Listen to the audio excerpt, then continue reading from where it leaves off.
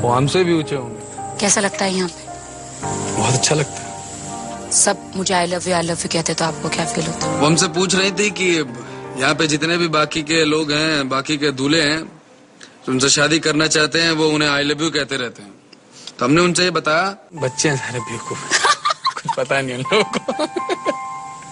हाँ सच में, आज तक हमने आपको आई लव यू कहा? आज तक आपने हमको आई लव यू क्यों नहीं कहा? हम हमेशा अपनी नजरों से आपसे अपने प्रेम का इजहार करते आए हैं। कल ये कहा था कि हम आपसे बेहद मोहब्बत करते हैं। तो इसका क्या मतलब? आई लव यू में वो फीलिंग थोड़ी ना जो इस हमारी लाइन में फीलिंग है। फीलिंग की बात है ना, उन सारे लोगों में फीलिंग ही नहीं है। पहली बार मुझे ऐसा लग रहा है कि आप मेरी आंखों में देख रहे हैं और मुझे अच्छा भी लग रहा है।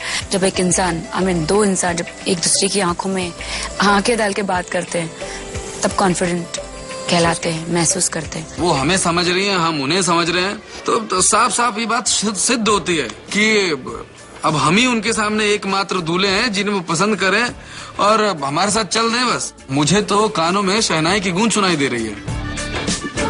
अगर आपकी शादी हमसे नहीं हो पाई तो आपको बहुत याद आएगी मेरी। और आपको? मुझे तो आएगी। और कुछ कहना है? क्योंकि ये दोबारा मौका। हाँ? क्या? I love you. मैं आपसे मोहब्बत करता हूँ। थोड़ा सीरियस होके कहिए ना। सीरियस होकर? मुझे ऐसा लग रहा है मजाक कर रहे हैं आप। मैं आपसे बहुत प्रेम करता हूँ, बहुत मोहब्बत करता हूँ। एक मिनट, ऐसे नहीं। अब एक तुलसी जो आपने मुझे दी है, आप इसे भगवान मानते हैं, तो मैं आपको आपके हाथ में हाथ दीजिए। देखिए, आप बिल्कुल झूठ नहीं बोल सकते। अब आप झूठ बोल ही नहीं सकते। आप क्या कहना चाहते हैं? इस धरती पर जिससे ये दुनिया बनी है, जिन्होंने सबसे पहले जन्म लिया था, मनु और श्रद्धा हुआ करते थे। तो मैं आपको सबसे पहली उस औरत का दर्जा देना चाहता हूँ और अपने आप को सबसे पहले पुरुष का। आप हमारी श्रद्धा हैं और मैं आपका मनु। मैं इस तुलसी दल को अपने हाथ में रखकर अपनी श्रद्धा से अपने प्रेम का इजहार करता हूँ कि मैं आपसे बहुत मोहब्बत करता हूँ, बहुत प्रेम करता हूँ और अपने आने वाला जीवन अपनी श्रद्धा के साथ ही बिताऊंगा। श्रद्धा कौन? आप हैं। हमारा नाम भी चेंज कर दिया आपने? नहीं, आप राखी रखिएगा, हम आपको श्रद्धा के नाम से पुकारेंगे।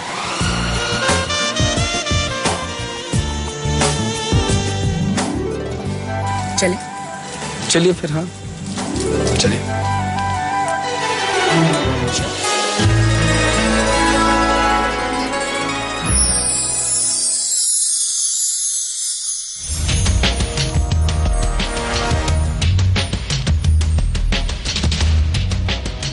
Good evening. Good evening. Good evening.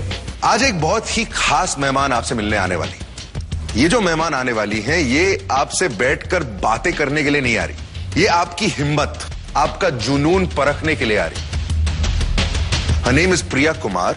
Oh Priya, thanks for coming. My pleasure, Rakhi. She is the CEO of Priya Kumar Training Systems.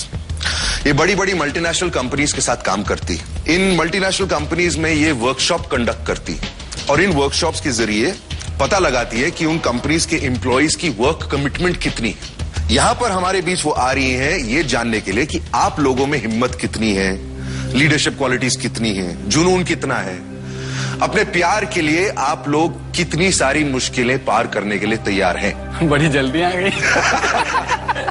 मुझे थोड़ा सा डर लग रहा है। जो भी कुछ कर रहे हैं आप थोड़ा संभल के। अभी आपके दूल्हे हैं तो उनको तो परखना पड़ेगा ना राखी। ठीक है ना, आप परखिए ना, लेकिन जरा उनका ध्यान रखना, उन्हें कोई चोट वोट तो नहीं आएगी ना?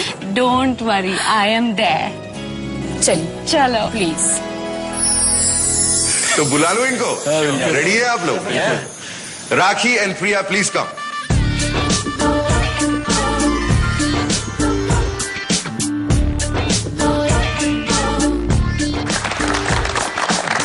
Welcome Priya. Thank you.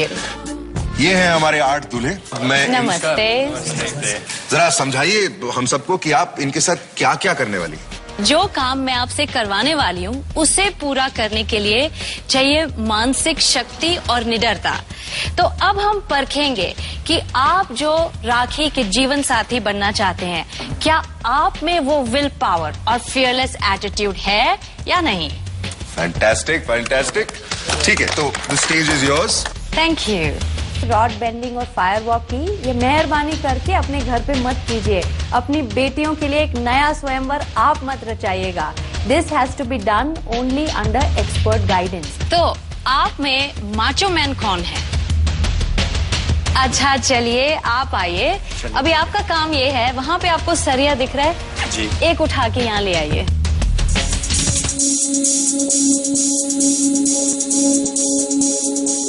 Thank you. तो ये है सरिया। अभी इसको आपको बेंड करना है यू शेप में, मतलब इसका एकदम उल्टा कर देना है ताकि यू शेप हो जाए। तो आप में से ये कौन कर सकता है? सब कर सकते हैं। आप नहीं कर सकते? कर सकते हैं। ठीक है, तो अब आपको ये करना होगा पेयर्स में, मतलब दो जनों को मिलके इकट्ठे ये बेंड करना होगा। हो सकता है? अभी कैसे करना है वो मैं आपको बताती हूँ। ये गर्दन में ना ये पॉइंट है, यू शेप बोन है, हाथ लगाइए। हाँ, अभी इस पॉइंट को दबाइए एकदम। अगर पूरा दबाएंगे तो क्या होगा, वोकल कॉर्ड स्टिक हो जाएगी, तो आवाज नहीं निकलेगी। ठीक है, और ब्रेन को ऑक्सीजन सप्लाई बंद हो जाएगा। तो मतलब 16 सेकंड के बाद it will be voiceless, painless, instant death. मतलब भगवान को प्यारे हो जाएंगे। राखी को प्यारे नहीं हुए तो भगवान को प्यारे ही सही, राइट? तो पहले दो कौन आएंगे? चल भाई अंग्रेज। आप दोनों, तो एक यहाँ पे खड़े हो जाइए और एक वहां पे खड़े हो जाइए। ये सरिया आपकी गर्दन पे आएगा यहाँ, और ये दूसरा एंड आएगा आपकी गर्दन पे एग्जैक्टली यहाँ। ठीक है, अब आपको खड़े होना पड़ेगा थोड़ी ह्यूमिलिटी से, ऐसे रनर्स पोजीशन, थोड़ा झुक के। अभी आंखें लॉक करेंगे आप एक दूसरे के साथ, और कहीं नहीं देखेंगे, सिर्फ एक दूसरे की आंख में बनाएंगे वो विल पावर और कमिटमेंट, मतलब पीछे नहीं बढ़ना है। ठीक है, और ध्यान से सुनिए, आप 3 सांसें लेंगे। एक सांस अंदर और बाहर, ये सिर्फ डेमो है। दूसरी सांस अंदर और बाहर। तीसरी सांस जो आप लेंगे वो आप रोकेंगे और एकदम फुल फोर्स एक दूसरे को जप्फी डाल देंगे। ठीक है, समझ गए? हाँ, अगर आपने पोजीशन सही नहीं बनाई ये रॉड नहीं बेंड होगा। अगर आपने सांस ठीक नहीं लिया ये रॉड बेंड नहीं होगा। अगर आप आगे इकट्ठे नहीं बढ़े ये रॉड बेंड नहीं होगा। ठीक है, नहीं बेंड होगा मतलब डिस्क्वालिफाइड। अच्छा, डू और डाई आपने सुना है? हाँ सुना है। ठीक है, पहले तो आप ये ठीक से रखिए ऊपर यहाँ। जब भी प्रिया बोली थी कि हम यहाँ से प्रेशर उससे जोर मारना है, और यहाँ बहुत सेंसिटिव एरिया है, जब भी हम मर भी सकता है, इतने सेंसिटिव है। रेडी?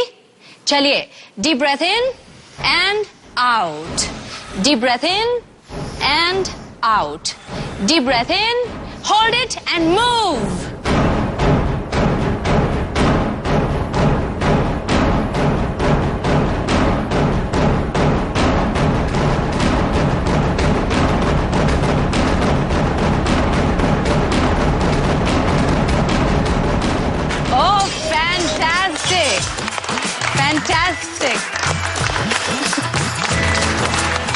इलेश और मनमोहन, जिस तरह से मनमोहन आगे आए, एकदम ऐसी कुछ क्या बोलते ताकत दिखाने की चीज आती है, तो हम सोच रहे कि मनमोहन जी कैसे कर पाएंगे। मुझे एक बार लगा कि ये छूट जाएगा, पर हिम्मत है आप में, बोलना चाहिए, हिम्मत है। गले से मोड़ना इस सरिये को इतना आसान काम नहीं था। It was really one of the very hard task, very tough task. मैं भी चाहता था कि मनमोहन या इलेश में से कोई मेरे साथ जाए, बट वो दोनों पहले चले गए तो मेरे को वेट करना पड़ा नेक्स्ट टर्न के लिए। Hold your breath and move.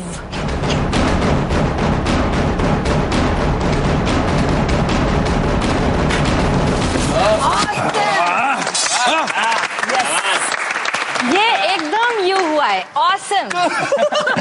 सबसे अच्छा रॉड बेंडिंग टास्क तो मैंने ही किया था। मैंने और मानस ने जिस कॉन्फिडेंस के साथ उसको लिया, ऐसी हमारी जुगलबंदी थी कि 2 सेकंड में हमने वो काम तमाम कर दिया। मानस का विल पावर बहुत ही बढ़िया था। आखिर पंजाब का पुत्र जो है, और रमन की तो बात ही अलग है, एक एस्ट्रोलॉजर। मैंने कभी नहीं सोचा जो लोगों की कुंडलियां बनाते हैं, जो वास्तु शास्त्र करते हैं, क्या उनमें इतनी ताकत होती है।